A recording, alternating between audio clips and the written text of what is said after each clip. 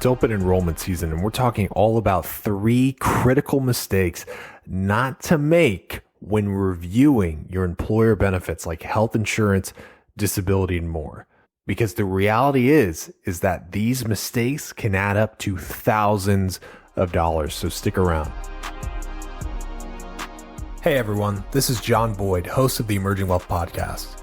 Thanks for joining us and making us a part of your week.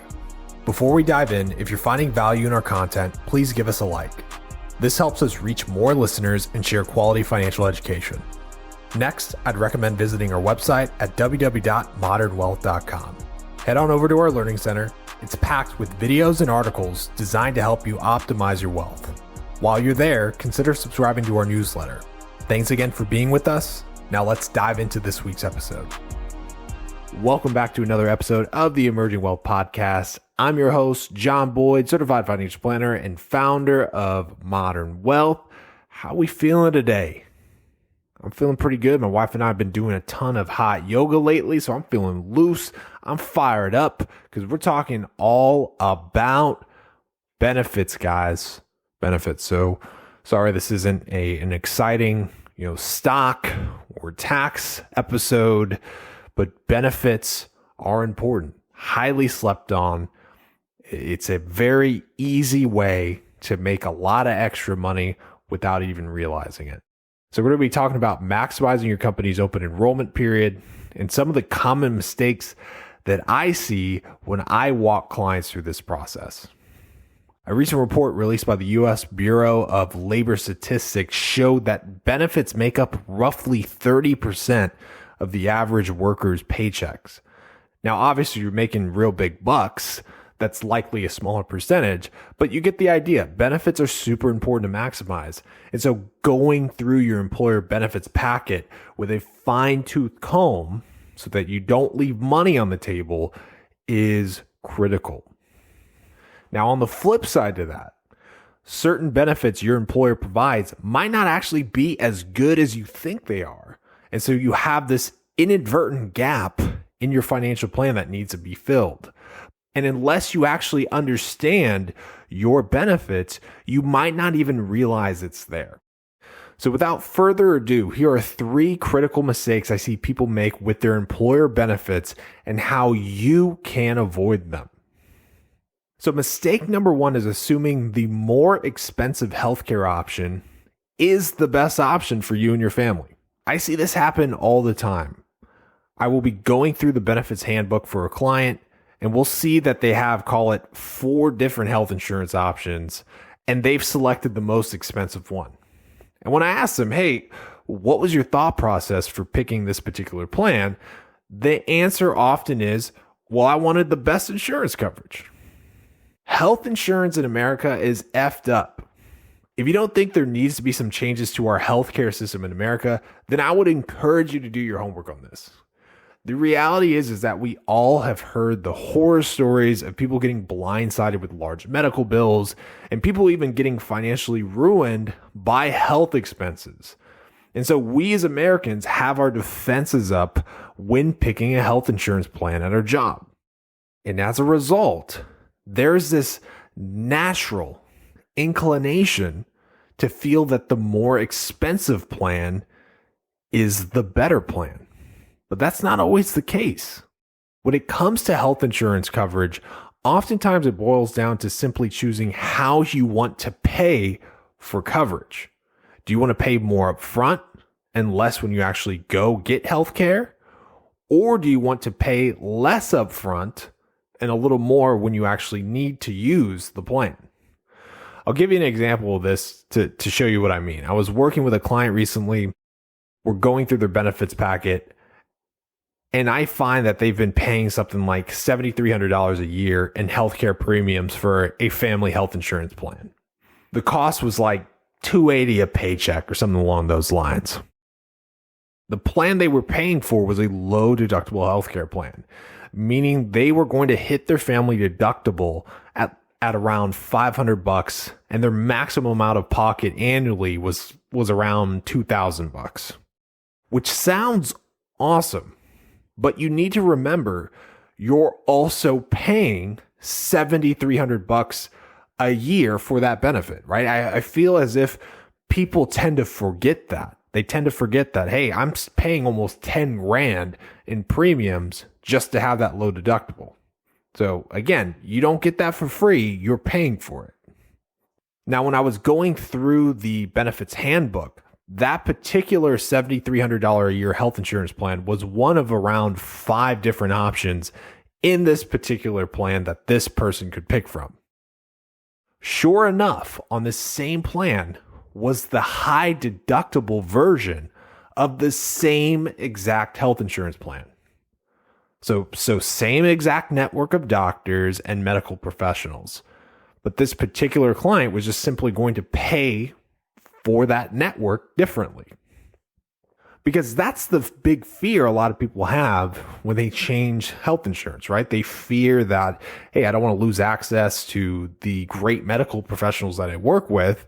I want to ensure that they're still in network. And sure enough, that was the case here. And so the cost of that high deductible healthcare plan, you might ask, well, it was $780 a year. So that's $6,620 in money back in this client's pocket in premiums alone. Oh, and by the way, their employer also was going to give them $2,500 a year in an HSA to go with that plan. So $6,620 in premium savings plus $2,500 a year in free HSA money. We're now at what? Around $9,120 in savings. Plus, if they max out the rest of the HSA using 2024 limits, we're at, call it $1,000 in tax savings, assuming a tax rate of 22%. So that's over $10,120 in savings there alone. Again, $10,120 in savings there alone. But you're probably thinking, well, what if this family actually had a ton of healthcare expenses that year? Well, the family deductible for this particular plan was $4,000 a year with a maximum out of pocket of $8,000 a year. So even if this family racked up a ton of healthcare expenses, all the savings that they have from premiums paid, free HSA money, and tax savings really help make up for it. So with all this being said, the moral of the story is don't just simply pick the most expensive health insurance plan just simply because more expensive equals better, right? That's not always the case. Pick a plan first and foremost based on your family's medical needs. And then 2, pick a plan that helps you get the best bang for your buck. Every employer is going to be different. In this example here, that high deductible healthcare plan with the HSA option that gave us all that tax savings could easily be an inferior plan somewhere else. For example, I've seen scenarios where maybe one spouse has essentially a fully covered low deductible healthcare plan where the employer covers most of the premiums, right? In that case, that could very well be the better option. I've also seen situations where maybe one plan is more expensive, but has a specific benefit that is super important for the family to have access to. An example of that is maybe a plan that has a fertility benefit that is going to cover in vitro. While yes, the premiums might be more expensive, that benefit alone is worth well over $30,000. Bottom line, actually look at what is covered in your plan and how much that is going to cost you, because it could very well be a decision that saves you thousands of dollars. Mistake number 2 is assuming that the default term insurance you receive at work is enough. So before I dive into this one, let me make it very clear. This is not a pitch for whole life insurance. I wholeheartedly disagree with the insurance agents and sales reps that try to position life insurance as the foundation of your financial plan. Because quite frankly, that's ridiculous. There's an epidemic in the insurance industry of insurance agents pushing life insurance products on people who don't need it. Quite frankly, I hope that regulators step in and do something about it because it's getting out of hand. But with all that being said, insurance is still an incredibly important part of your defensive game plan for your family. Part of your defensive game plan from a financial planning standpoint needs to be ensuring that you have ample life insurance in the event something were to happen to you. Now, generally speaking, my preference is to get term insurance. That's the cheap one that you can get through work and have that be kind of our core life insurance strategy. Now, by default, most employers, if they do offer a life insurance benefit, usually it's going to be something like paying 2 times your base salary. So if you're making $150K, they pay for $300K in life insurance. And what I find with most people is that they assume that 2x salary is enough life insurance for their family. And it may very well be, right? If you're a dual income household with no kids, no debt, no nothing, and there isn't any major need for life insurance, then sure, that type of benefit may very well be sufficient. But if you're married with kids or have more complex needs or desires for your loved ones, if you're to pass away, then that standard coverage might not be enough. So how do you even know if it's enough or not, right? The reality is that there's tons of different ways to calculate life insurance coverage, but the way I do it is a combo of looking at needs and future goals. So if you were to pass away, how much coverage would you need to ensure that food is still put on the table for your family? How much coverage would you need to ensure that bills keep getting paid? That might be getting enough insurance to cover a mortgage, car payments, etc.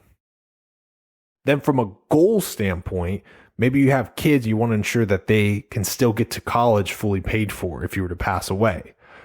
So when you combine your basic needs and goals like call it college, that should help you determine how much life insurance coverage you need. So let's say you sit down, you do that heavy lifting to figure that out, and you figure out that you need $1 million worth of coverage. Well, if that's the case, the default life insurance you're getting through work might be woefully inadequate. So if that's the case, check to see if you can pay for supplemental life insurance through your work.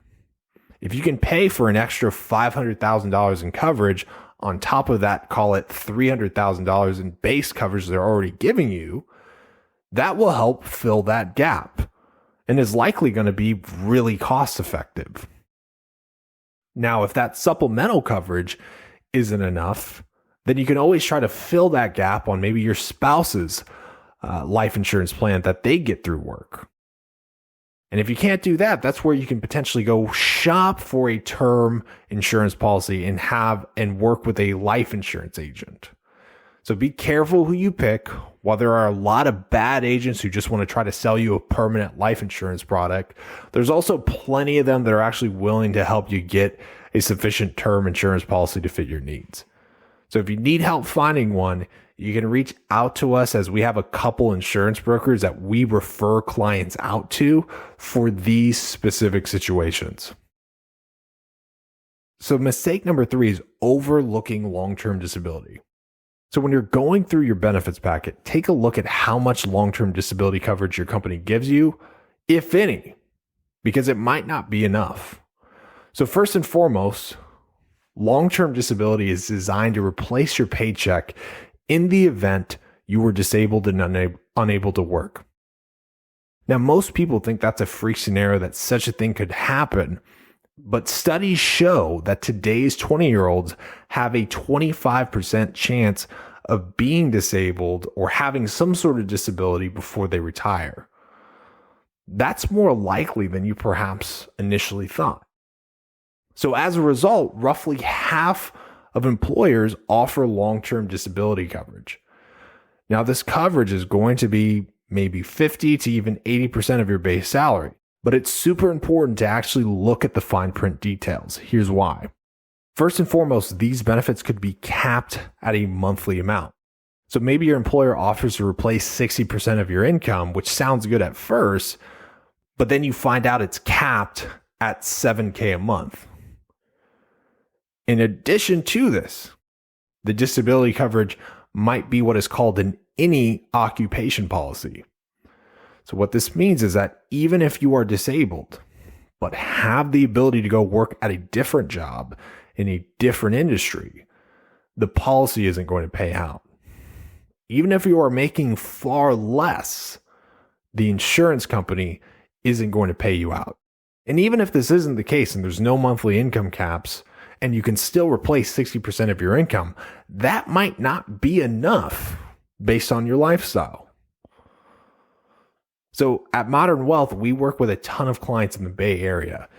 Even though we are in Scottsdale, most of our clients are in the Bay Area. And it's not uncommon to work with someone with an $8K mortgage and a monthly budget of, call it $15K a month. I mean, that happens quite a bit just because cost of living out there is so expensive. So as a result, the long-term disability coverage that someone gets through work might not make a dent in covering the bills in the event they were disabled. So kind of like the life insurance example, you want to sit down and think about if you were to become disabled and lose out on your income, how much of that gap from a lifestyle standpoint would you want to fill with the disability insurance? Maybe you just want to ensure you can keep the lights on and ensure the mortgage is paid for. Or maybe that isn't enough. You want to ensure that the kids can keep going to camps, private schools, and all that good stuff. So you realize, hey, I need a lot more coverage as a result. So if this is you, you really want to think about not just how much disability coverage you have, but also what kind of disability insurance you have so that you are ensured that it actually pays out if you need it. Because once you figure this out, you might realize, shoot, my employer plan actually isn't enough and I need to supplement it with a separate policy. As a reminder, everything on today's podcast was general education only and not deemed to be specific investment, tax, or legal advice. If you need specific guidance, you can reach out to us at www.modernwealth.com. That's modern spelled with no vowels, wealth.com. It's been a lot of fun, guys, and I'll see you next time.